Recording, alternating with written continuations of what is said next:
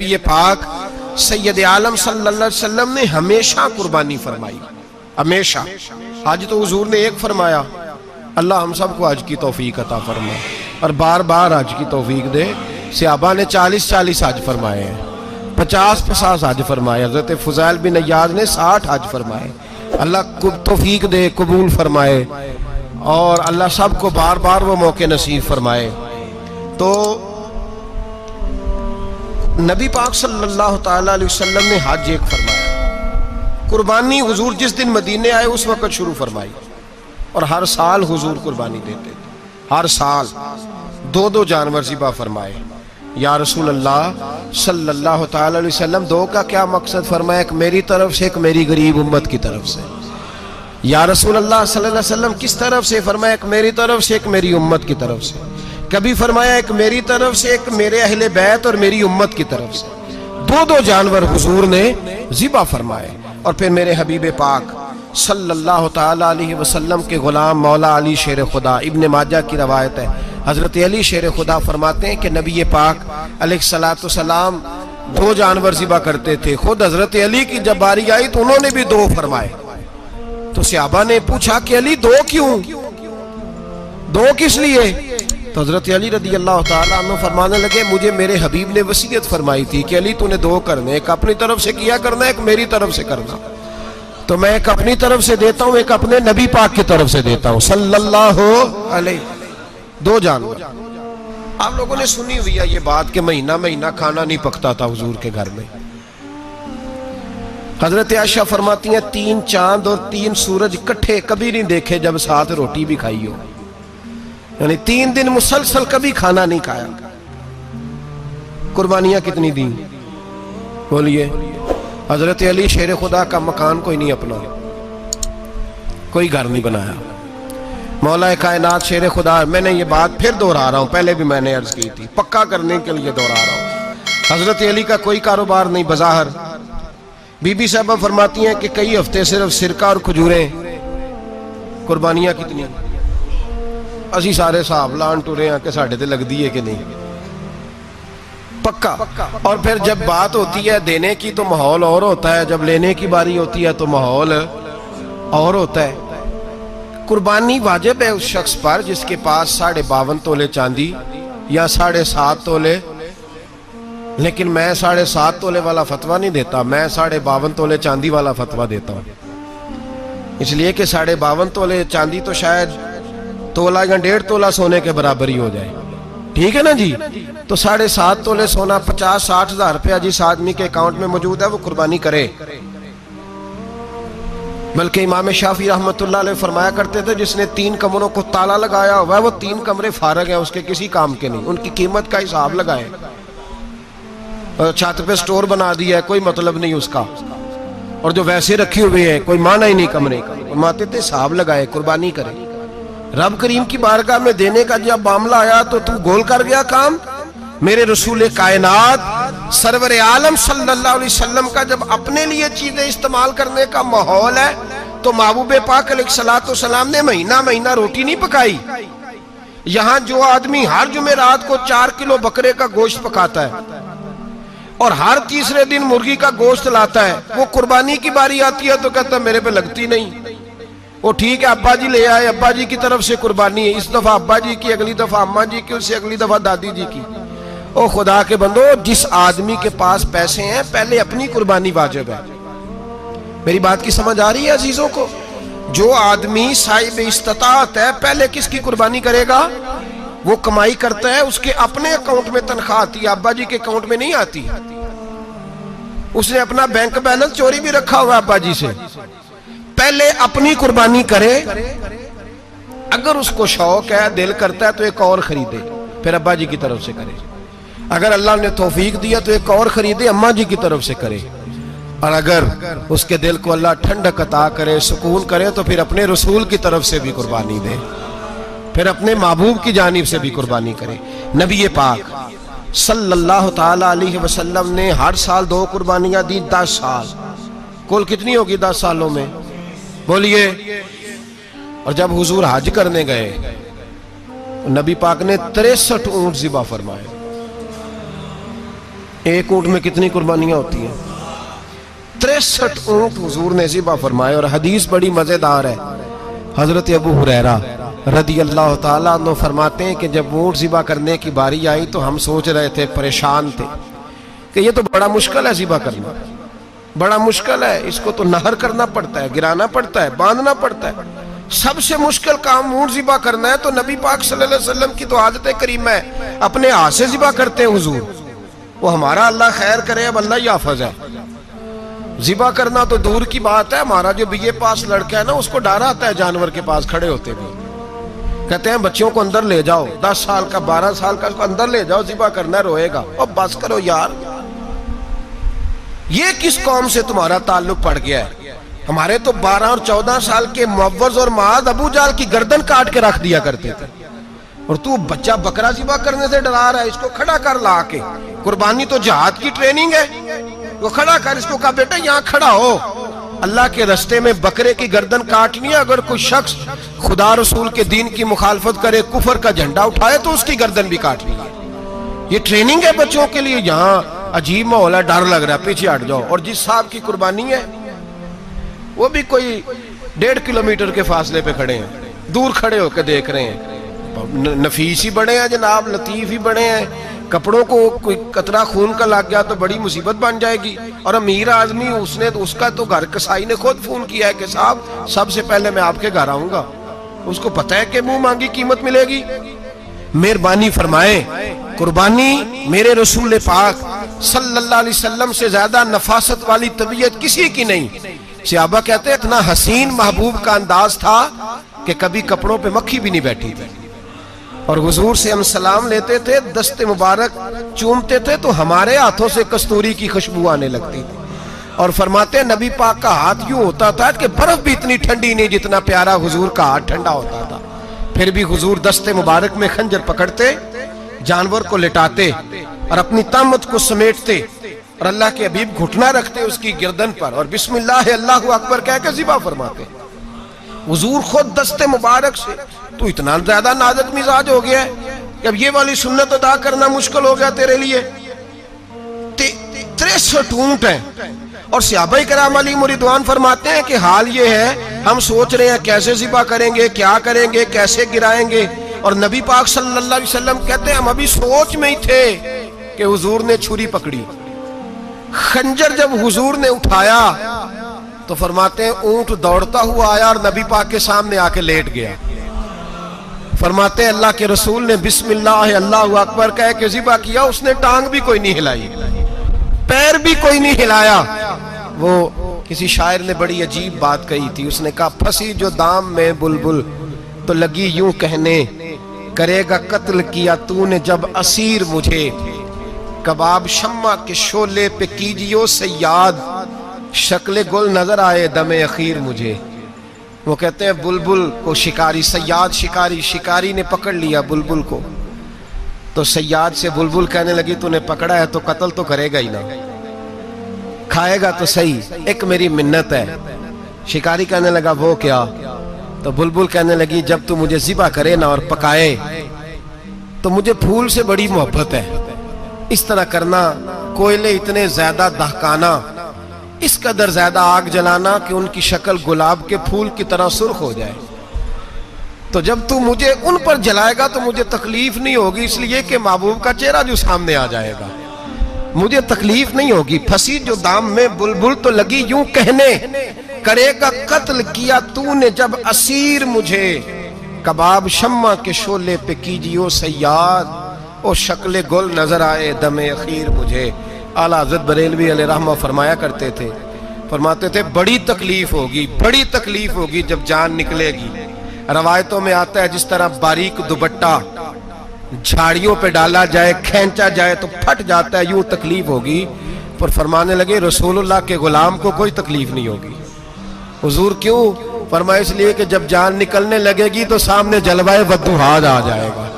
حضور کے جلوے ہوتے رہیں گے تو پتہ ہی نہیں چلے گا جان کیسے نکل گئی. پھنسی جو دام میں بلبل. تو صحابہ فرماتے ہیں کہ اونٹ دوڑتا ہوا آیا، حضور کے سامنے آ کے لیٹا، نبی پاک نے ذبح فرمایا اور فرماتے ہاتھ دھو گئی. حضور نے توجہ فرمائی تو دوسرا دوڑتا ہوا آ گیا. تیسرا آ گیا.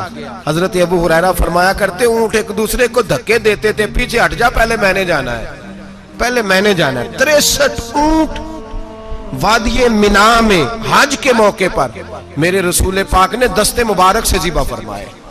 ہر قربانی حضور نے اپنے ہاتھوں سے فرمائی. قربانی واجبات دین میں سے, ضروریات دین میں سے, اور کوئی اتنا لمبا چوڑا مسئلہ نہیں. بہت ساری چیزوں کو خود بخود مشکل کر لیتے ہیں. ٹی وی پہ خبر آتی ہے فیصل آباد کے 2 بیل ہیں, بولو اور ڈولو, پتہ نہیں کتنے من ان کا وزن ہے. ان سے پوچھا جا رہا ہے کہ بولو ڈولو کھاتے کیا ہیں؟ تو کہتے ہیں بادام کھاتے ہیں, مکھن کھاتے ہیں.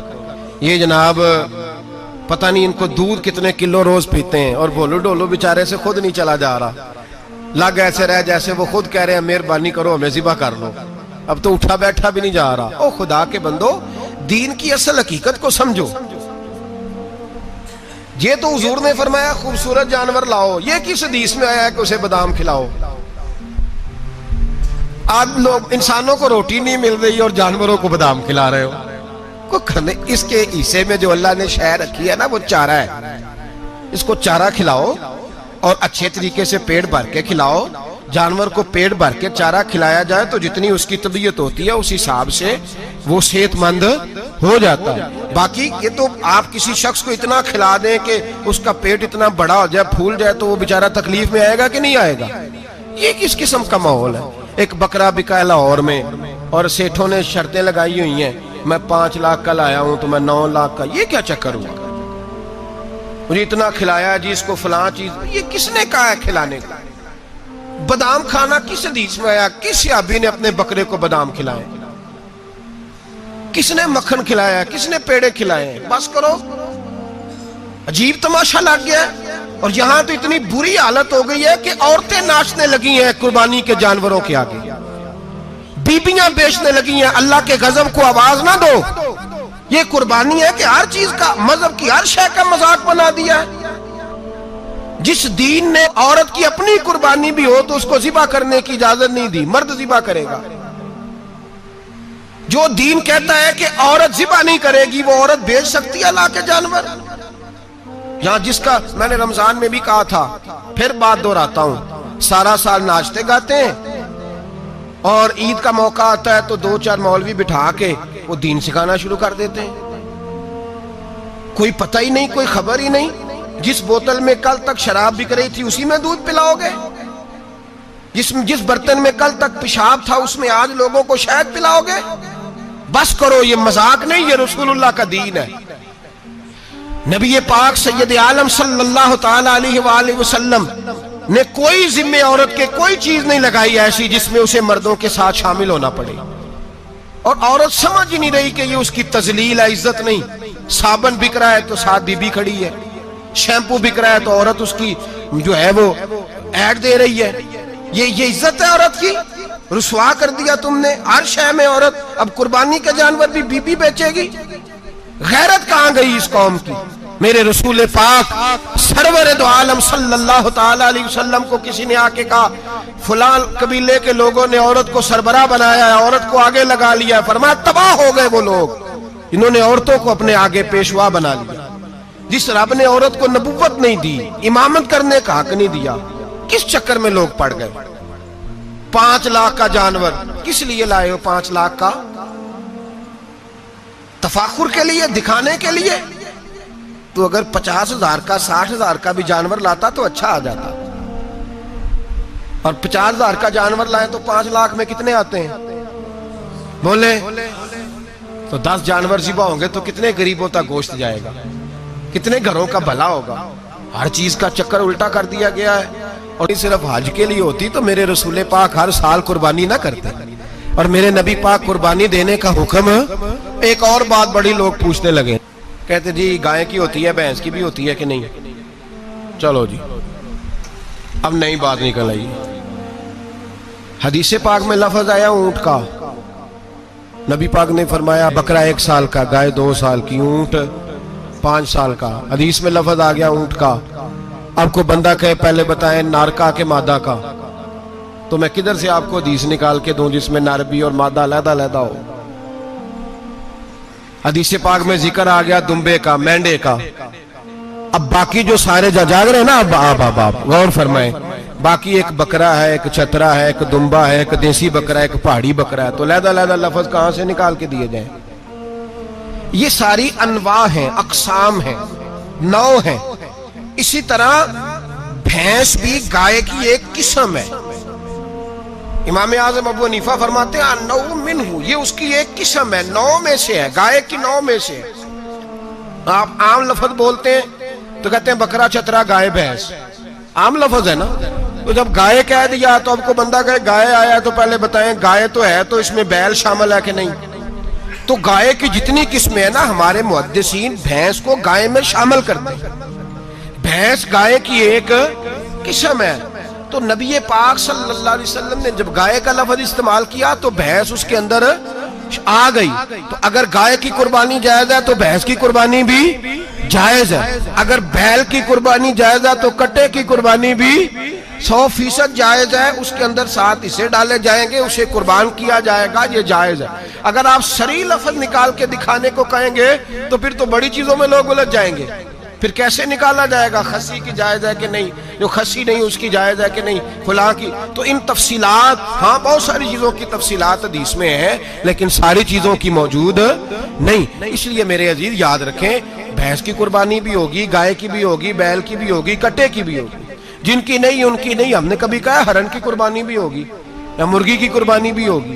تو حدیث مبارکہ کے اندر جو چیزیں موجود ہیں ان کی جتنی اقسام ہیں ان سب کی قربانی کرنا ہاں جائز ہے. اور میرے نبی پاک صلی اللہ علیہ وسلم نے فرمایا جانور خوبصورت ہو، لنگڑا نہ ہو، کانا نہ ہو، زخمی نہ ہو، خوبصورت جانور لاؤ، اس کو لا کے ذبح کرو. لوگ کہتے ہیں چلو اتنے پیسے اللہ کے راستے میں دے دیں، تو یہ کافی نہیں کافی. مسلم شریف میں، بخاری شریف میں میرے نبی پاک سید عالم صلی اللہ تعالی علیہ وسلم نے فرمایا 10 ذی الحج کو اللہ کی نظر میں ابن آدم کا سب سے پسندیدہ عمل. لیکن نا 10 ذی الحج کو، کل 10 ذی الحج ہے تو بڑے کام ہوں گے. فجر کی نماز بھی ہوگی، تکبیرات تشریق بھی پڑھی جائیں گی.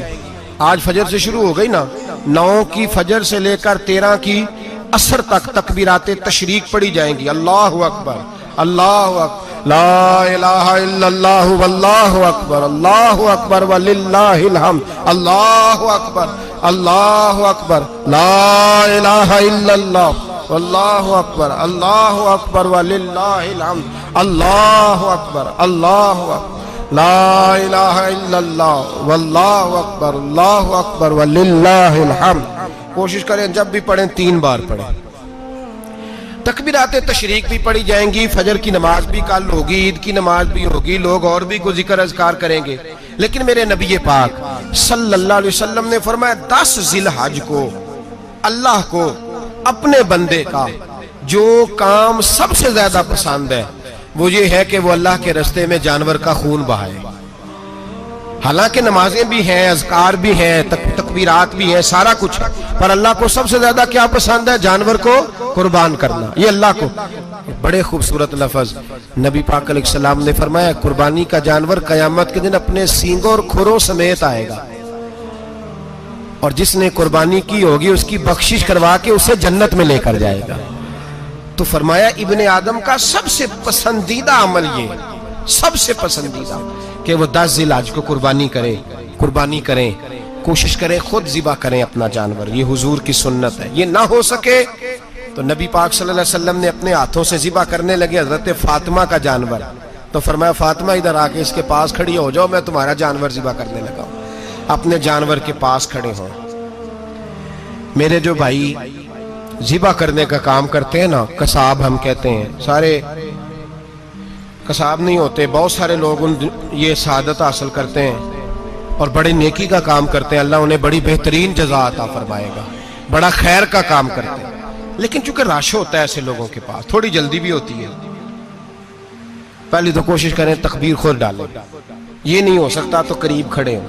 ہمارے ہاں ایک رواج یہ بھی ہے کہ 2 بندے ہاتھ رکھتے ہیں، ذبح وہ کر رہا ہوتا ہے تو جس کی قربانی ہوتی ہے اس کو کہتے ہیں تو بھی ساتھ ہاتھ رکھ. ہوتا ہے نا جی بہت ساری جگہوں. اب حکم یہ ہے شریعت اسلامیہ کا کہ جب جانور ذبح کریں گے تو پڑھیں گے بسم اللہ اللہ بسم اللہ اللہ۔ ہاں نبی پاک صلی اللہ علیہ وسلم نے لمبی دعا پڑھی، صحابہ بھی لمبی دعا، انی وجہت وجہی للذی فطر السماوات والارض حنیفا وما انا من المشرکین، یہ بھی پڑھا۔ اور پھر میرے رسول پاک صلی اللہ علیہ وسلم نے یہ بھی کہا کہ اللہ میری طرف سے قبول فرما، میری امت میری اہل بیت کی طرف سے قبول فرما۔ صحابہ جب جانور ذبح کرنے لگتے پہلے یہ دعا پڑھتے، پھر کہتے اللہم تقبل منا کما تقبلتا خلیل کا ابراہیم علیہ السلام وتقبلتا حبیب کا محمد صلی اللہ علیہ وسلم، اے اللہ ہم سے بھی قبول فرما جیسے تو نے حضرت ابراہیم سے قبول فرمائی اور جیسے اپنے حبیب حضرت محمد صلی اللہ علیہ وسلم سے قبول۔ یہ ساری دعا پڑھیں، اور جب جانور ذبح کرنے لگے تو پھر پڑھیں بسم اللہ اللہ بسم اللہ اللہ۔ اچھا دو آدمیوں نے ہاتھ رکھا ہوا ہے، دو آدمیوں، اب اگر ایک نے بھی نہ پڑھی بسم اللہ اللہ اکبر تو جانور حلال نہیں ہوگا، دونوں کو پڑھنا پڑے گا۔ یہ مسئلہ یاد رکھیں۔ ایک اور بات بھی بتانی ہے آپ کو، وہ بھی آپ نے یاد رکھنی ہے۔ قربانی کے بڑے جانور میں کتنے حصے ہوتے ہیں؟ 7۔ اب 7 حصوں میں 7 کی نیت قربانی کی ہونی چاہیے، 7 کی۔ 6 حصے ڈال گئے، جو چلے تھوڑے سے زیادہ امیر لوگ نہیں تھے، نارمل تھے، انہوں نے 6 حصے ڈال لیے۔ 7واں امیر آدمی تھا، اس کو جا کے کہا یار ایک حصہ نہیں مل رہا تو چل تو نے تو 2-3 بکرے لیے ہوئے ہیں تو بھی شامل ہو جا۔ اس نے پہلے تو کہا نہیں یار میں نے اب لے لی ہے، پھر جب اصرار کیا تو کہا چلو ٹھیک ہے بڑے گوشت کا قیمہ کرا لیں گے۔ تو اس طرح کرو ڈال لو میرا بھی حصہ۔ اب 6 کی نیت قربانی کی، 7ویں کی گوشت کی، کسی کی بھی قربانی نہیں ہوگی، گئے سارے۔ اب اس کے لیے شرط کیا ہے کہ اس کو بھی آپ، اصل میں ہمیں مسائل نہیں آتے، نہ ہم سیکھتے ہیں نہ پتہ کرتے ہیں، پھر خرابی ہوتی ہے۔ اب اس سے کہیں کہ یار قربانی سے پہلے اپنی نیت کا اعادہ کر، اپنی نیت کا اعادہ کر، بتا کہ تیری نیت کیا ہے، اور اگر غلط ہے تو صحیح کر لے، تاکہ سب کی قربانی تو بتا۔ یہ جو تو رکھ رہا ہے قربانی تو کس کی قربانی کر رہا ہے؟ دادا جی کے نام کی، ابا جی کے نام کی، اپنے پیر کے نام کی، استاد کے نام کی، یا رسول پاک صلی اللہ علیہ وسلم کے نام، نبی پاک کے نام کی؟ اسے پوچھیں، اور جو وہ نیت بتائے اس نیت کی دعا ہوگی، اس کی طرف سے کہا جائے گا اے اللہ اس کی طرف سے اسے قبول۔ میری بات کی سمجھ آ رہی ہے میرے عزیزوں کو؟ اور اس ارادے کے ساتھ قربانی، اگر ایک کی بھی نیت خراب ہو گئی تو مسئلہ بگڑ گیا۔ اس لیے ان مسائل کو، اور نبی پاک کے نام کی جو قربانی ہوگی، سبحان اللہ، میں کرامات کا زیادہ قائل نہیں، ہم کرامات کے نہیں کیفیات کے قائل ہیں، کیفیات کی۔ اور دین ویسے بھی لفظوں کا نام نہیں کیفیت کا نام ہے۔ میرے اسلاف فرمایا کرتے تھے ہم کرامت سے زیادہ کیفیت کے قائل ہیں۔ اگر مرید ساری زندگی کرامتیں سناتا رہے اور کبھی اسے مدینے جانے کا شوق ہی پیدا نہ ہو، کبھی نبی پاک کے نام پہ آنسو نہ آئے، تو پھر کرامت کا فائدہ نہیں، کیفیت تو ملی نہیں اسے۔ ہم کیفیت، اسی طرح ہم نظرانے کے نہیں نظر آنے کے قائل ہیں۔ تو بھائی یہ یاد رکھ لیں، کیفیت کا نام دین ہے، نبی پاک کے نام کی قربانی۔ میں قائل تو نہیں کرامت کا، لیکن ایک بات میں نے اپنے ایک استادوں سے، ایک بزرگوں سے سنی ہے، میرا دل کرتا ہے وہ سنا دوں آپ کو۔ اور بزرگوں کا قول ہے اصل رنگ جو میں عرض کر رہا ہوں اسی رنگ میں اس کو رکھیے گا، اور جس حد تک میں بات کر رہا ہوں اسی حد تک رکھیے گا۔ اب ہر آدمی کے پاس موبائل ہوتا ہے، فوراً بات ریکارڈ ہوتی ہے، فوراً میڈیا پہ جاتی ہے، فوراً لوگ کمنٹس کرتے ہیں۔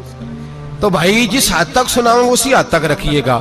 میرے ایک بزرگ فرمایا کرتے ہیں کہ نبی پاک کے نام کا جانور ذبح کرو، اور وہ گوشت اس آدمی کو کھلاؤ جس کا حافظہ کمزور ہے، اللہ اسے وسیع حافظہ عطا فرمائے گا۔ اور فرمایا کرتے کہ میرا تجربہ ہے، نبی پاک کے نام کا جانور ذبح کرو، اور جس آدمی سے کوئی گناہ نہیں نہ چھوٹتا، کسی گناہوں میں الجھ گیا ہے، اسے وہ والا گوشت کھلاؤ، اللہ اس کے دل میں نور پیدا فرمائے گا اور گناہ سے نفرت ہو جائے گی اسے، جو نبی پاک کے نام کا جانور ہو۔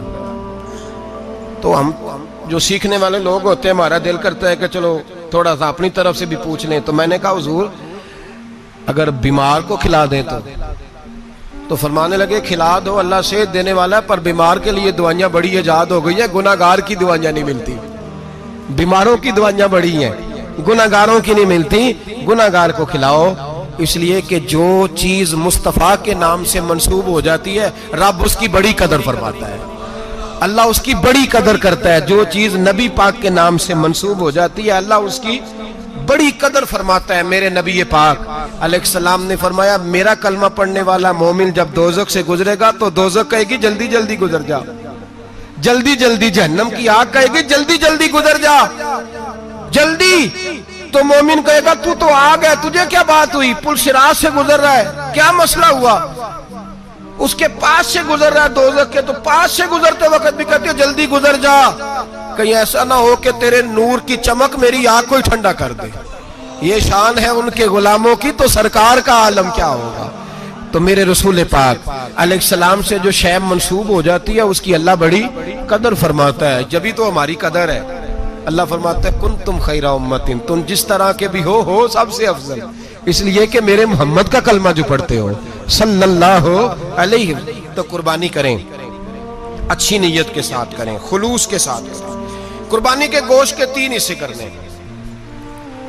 एक देना है खालस गरीब लोगों को, जी क्या देना है उनको, जी गरीबों को क्या देना है, नाल झिड़का नहीं देनिया 250 आ भी गए हो तुसी, अजे तो खल भी नहीं लाई, झिड़का नहीं देनिया, और जो तेरे दरवाजे तक चल के आ गया। और अल्लाह पाक से डरा कर, बस ये सोच के उसने तुझे देने वाला बनाया है। भाई ये सोच कि कोई किसी के दरवाजे तक नहीं जाता, ये सोच वो बड़ा बेनियाज है, कुछ का कुछ कर देता। तेरे दरवाजे तक आ गया ना, बस ठीक हो गया।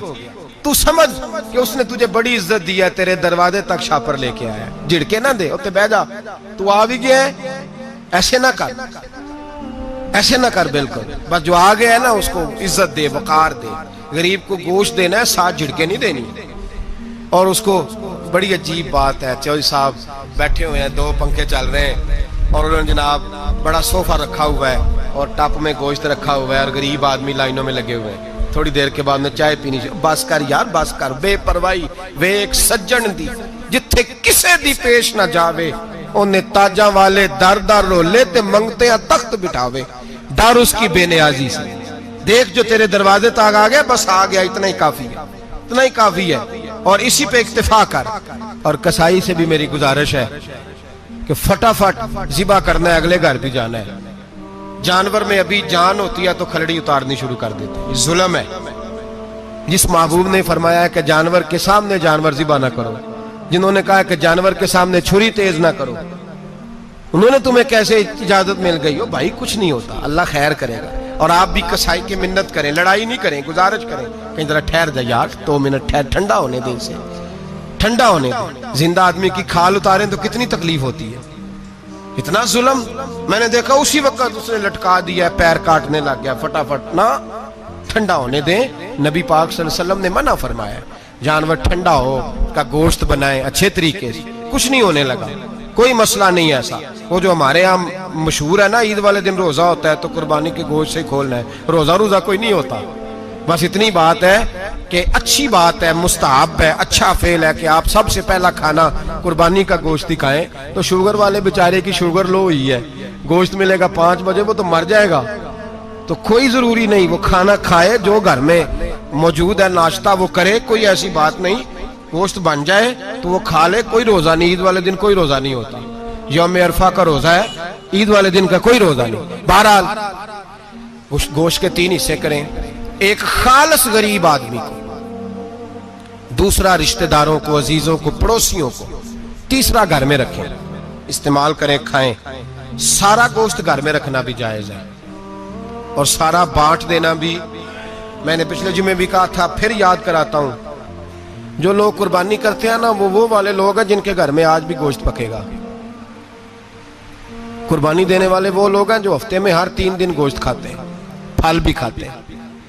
तो आप तो सारा साल खा रहे हैं, हर जुमे वाले दिन 3 किलो बकरे का गोश्त आता है। तो जो कुर्बानी का गोश्त है वो बांट दें सारा।